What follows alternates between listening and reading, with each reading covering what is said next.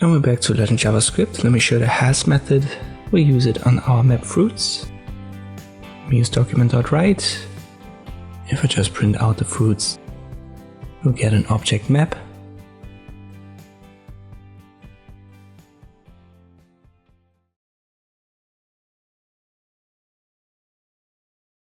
And now let me add .has, then regular brackets. And inside we'll define, let's say, the bananas. And this returns true because we have bananas as a key inside of our map.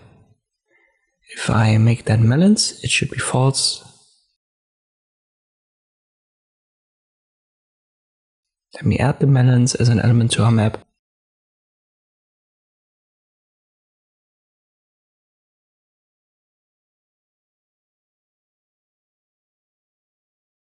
Now it's true. In the case of 15, we don't need the quotation marks because our key is not a string, it's a number. If I make that 16, it should be false. So the has method can simply be used to check if a certain element is part of an object map in JavaScript. I hope this video was helpful, thank you for watching, and I'll see you next time.